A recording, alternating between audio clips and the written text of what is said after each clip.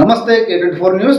BRS party Telangana భవన్లో తొలిసారిగా ఏకలవ్య జయంతి వేడుకలు ఘనంగా నిర్వహించారు.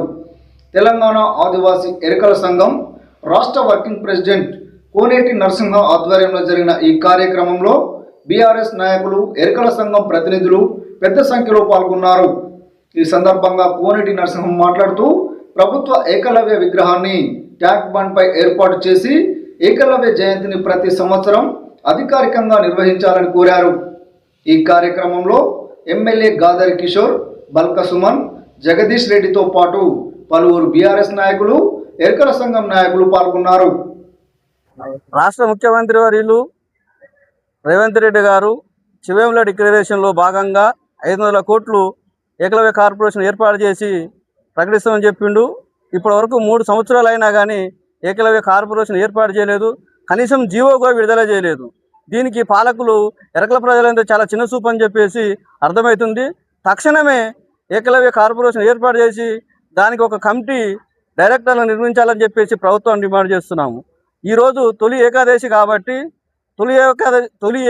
కాబట్టి మొదటిసారిగా ఏకలవ్య జయంతి జరుపుతున్నాం కాబట్టి అదేవిధంగా ట్యాంకీ బండిపై ఏకలవ్య విగ్రహం ఏర్పాటు చేసి ప్రభుత్వము తక్షణమే ప్రభుత్వ పరంగానే ఏకలవ్య జయంతి చేయాలని చెప్పేసి మేము డిమాండ్ చేస్తున్నాము. అదేవిధంగా ఎరకల నాంచారమ్మకు ప్రభుత్వము, తెలంగాణ ప్రభుత్వం ఎరకల నాంచారమ్మ జాతర చేసింది కాబట్టి ఈ ప్రభుత్వంలో ప్రతి సంవత్సరము ₹1 కోటి ఇచ్చేసి ప్రభుత్వమే నేరుగా అధికారులతోటి చేపియాలని చెప్పేసి మేము రేవంత్ రెడ్డి గారు ప్రభుత్వాన్ని డిమాండ్ చేసి చెప్తున్నాము. కండెల వెంకటేశ్వర్లు. మరి ఈరోజు తొలి ఏకాదశి సందర్భంగా మరి ఆదివాసీ మూల పురుషుడు, మరి భారతదేశంలోనే విలువిద్య లేని ఏకైక గురువు లేని విద్య నేర్చుకున్న ఏకైక వ్యక్తి ఏకలవ్యుడు. ఆ ఏకలవ్యుడు మహనీయుడి పుట్టినరోజు సందర్భంగా మరి ఆయనకు ప్రత్యేకంగా మరి జయంతి సందర్భంగా మరి ఈరోజు మరి టీఆర్ఎస్ భవన్లో జయంతి ఉత్సవాల సందర్భంగా కోనేటి నరసింహ గారు ఆధ్వర్యంలో జరుగుతుంది. దానికి మేము ప్రత్యేకంగా ఏకలవ్యుని జయంతిని జరుపుకోవాలని మేము ఈ సందర్భంగా తెలుగు ఉమ్మడి రాష్ట్రాల సందర్భంగా కోరుకుంటున్నాం. అదేవిధంగా మరి ఏదైతే కాంగ్రెస్ ప్రభుత్వం అధికారంలో రాకముందు మరి టీఆర్ఎస్ ప్రభుత్వం దళిత బంధు అని 10 లక్షల రూపాయలు ఇచ్చింది.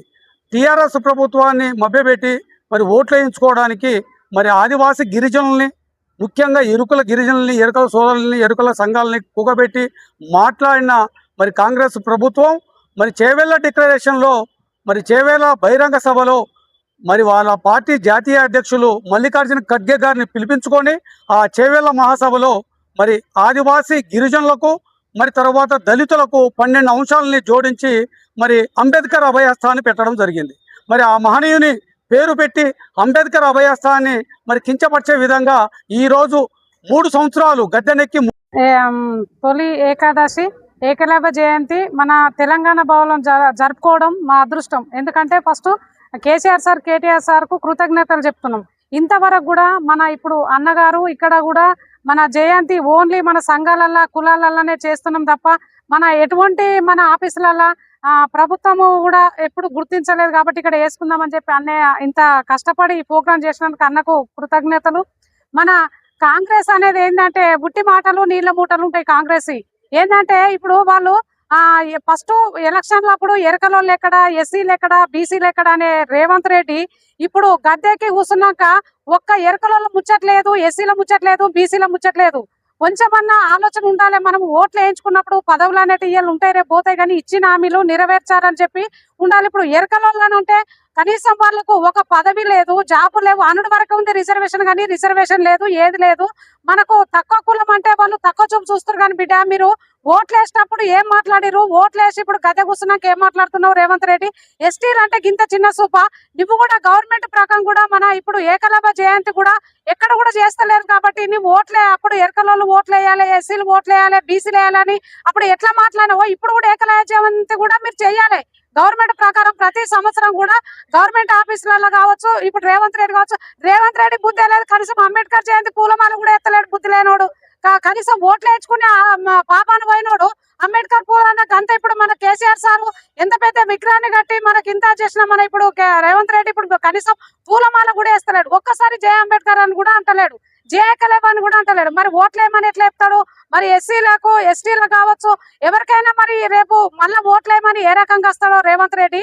నువ్వు ఏదైనా కానీ గుర్తు పెట్టుకోవాలి. పని మనము ఓటు వేయించుకున్నప్పుడు పేద ప్రజలు ఉన్నారు, మనం ఓట్లు వేసారు కాబట్టి మనం పని చేయాలని చెప్పి ఎవరికైనా రేవంత్ రెడ్డికి ఆలోచన ఉండాలి. ఇక ముందైనా మా ఏకలవ్య జయంతి ఎప్పుడైనా కానీ మన ప్రభుత్వ పరంగానే నడిపేయాలి. ఇప్పుడు మా వల్ల కూడా జాబ్స్ లేవు. ఇంత ముందు తట్టలు ఉండే, అవి కూడా ప్లాస్టిక్ తట్టలు అయినాయి. ఇప్పుడు బరిగ అనేది కూడా ఏం లేదు. ఈత బరిగా బాగా ఇబ్బందులు ఉన్నాయి మన ఎస్టీలను. కాబట్టి ఖచ్చితంగా ఎస్టీలను గుర్తించాలి. వాళ్ళకి జాబ్స్ కాబట్టి, పోస్ట్ కాబట్టి. ఇప్పుడు కనీసం వార్డ్ నెంబర్ కూడా దిక్కులేదు. మా జయంతి సందర్భంగా ప్రతి ఒక్కరికి శుభాకాంక్షలు తెలియజేస్తున్నాం. ఈరోజు తెలంగాణ భవన్లో అధికారికంగా ఏకలవ్య జయంతిని నిర్వహిస్తున్నందుకు తెలంగాణ రాష్ట్ర వర్కింగ్ ప్రెసిడెంట్ కేసీఆర్ గారికి ప్రత్యేక కృతజ్ఞతలు తెలియజేస్తున్నాం. రాష్ట్ర ప్రభుత్వాన్ని మేము డిమాండ్ చేస్తూ ఉన్నాం. ఏకలవ్య జయంతిని అధికారికంగా నిర్వహించాలని, ఏకలవ్య జయంతి రోజును సెలవు దినంగా ప్రకటించాలని చెప్పి లంబాడ హక్కుల పోరాట సమితి డిమాండ్ చేస్తూ ఉన్నది. అదేవిధంగా కాంగ్రెస్ పార్టీ ఎన్నికల ముందు ఇచ్చిన తమ మేనిఫెస్టోలో దళితులకు, గిరిజనులకు 12 హామీలు ఏదైతే ఇచ్చిందో ఆ హామీలను నెరవేర్చాలని డిమాండ్ చేస్తూ ఉన్నాం. బిడ్డ, మీరు ఎన్నికల ముందు ఒక మాట, ఎన్నికలైనాక ఒక మాట.